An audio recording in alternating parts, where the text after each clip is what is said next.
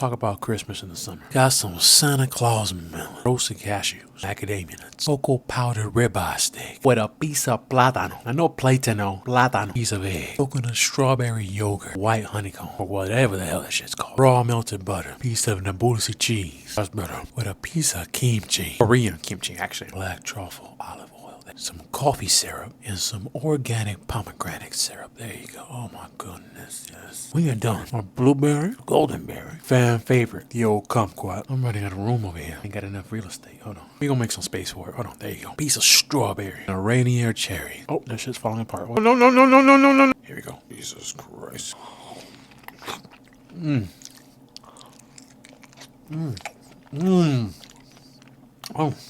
Oh shit. Oh my God, yes.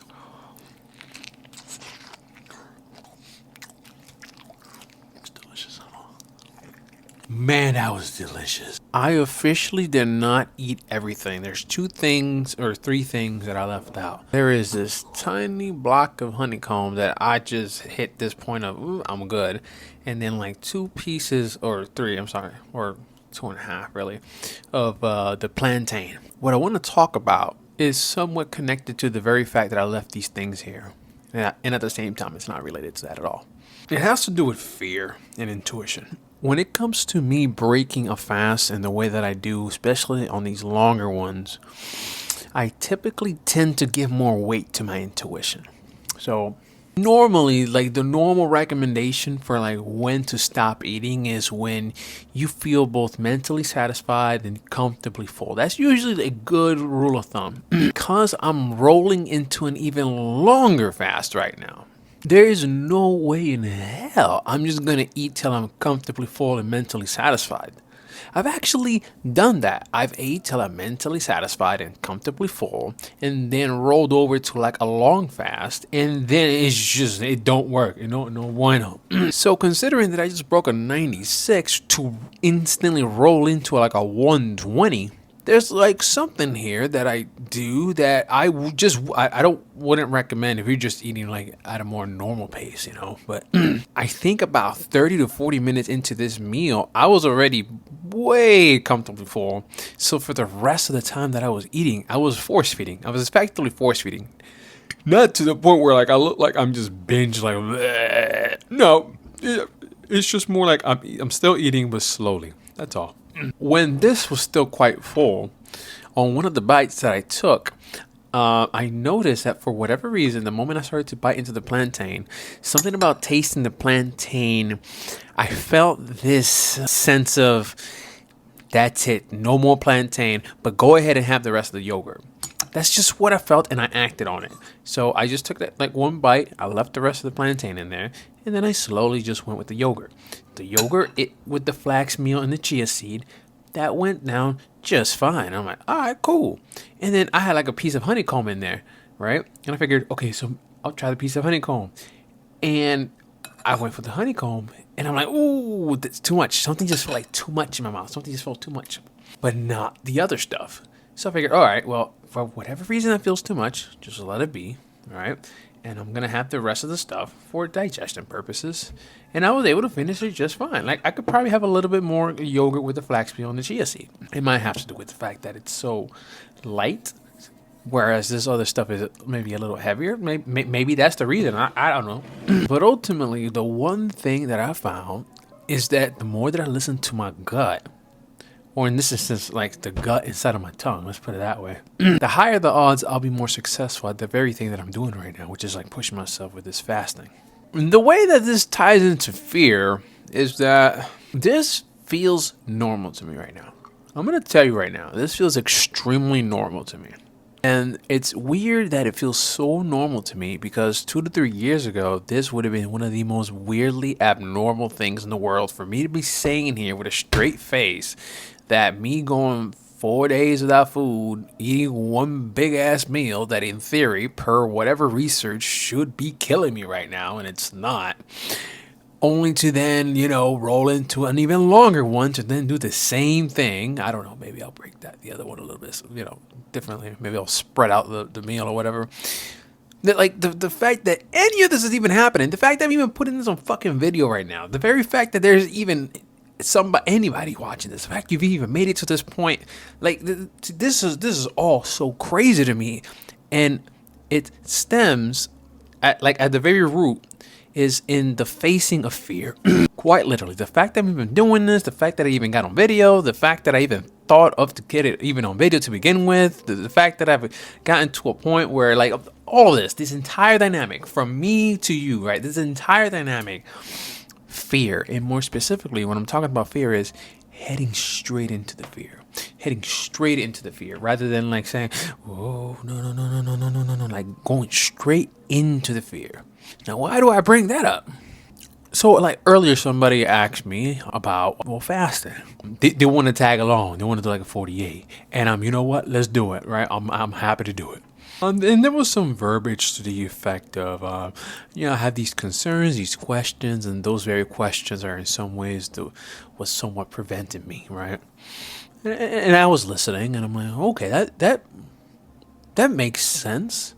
When I imagine myself, a few years ago, I had I had concerns. I had fear, effectively. I don't know how to say it. Like, not just a concern, but in me even thinking about actually doing it, a sense of fear would kind of come up. Like, what if this goes wrong? Because, here's the thing that I found, right?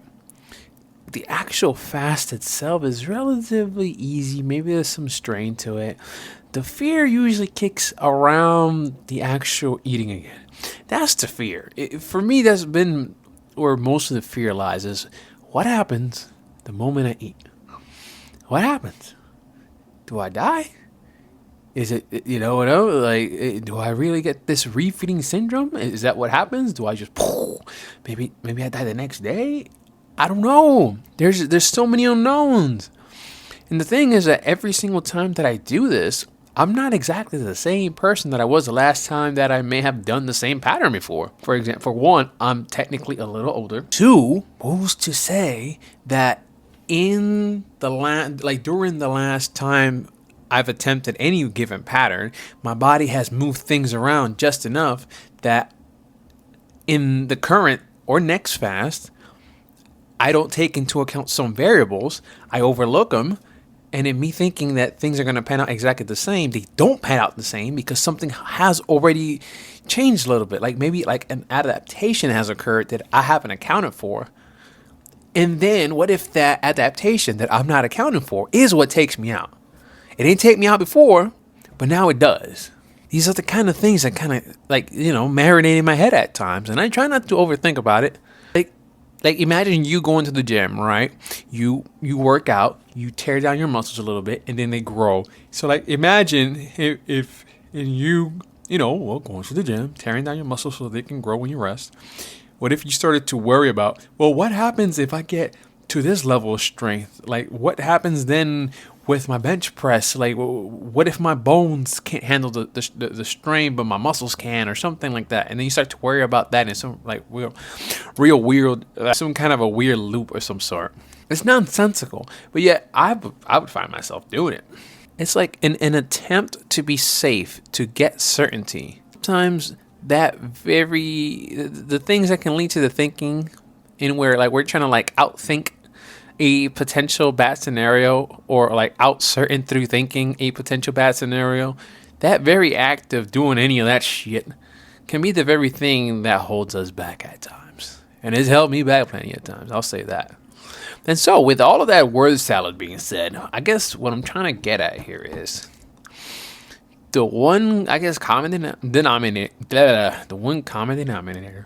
that I found throughout all of this is that although there are certain food selections that kind of help better with digestion, when you go on a longer fast, and, when to drink water or electrolytes and all this stuff, although that stuff is all valid, I think the biggest thing to tackle in order to better yourself or experience some of the things that one can experience from this lifestyle effectively is being okay with facing fear consistently.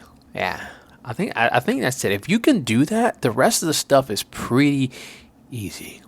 It really is. Like, for example, I've broken 3 to 4 day fast with like not enough of my probiotics and prebiotics and like the fiber and stuff, right? And then like a day or two later, when I actually go past that one particular stool that I ate, you know, that I ate, you know, with no actual fiber, it'll be rough. It'll be bad, right?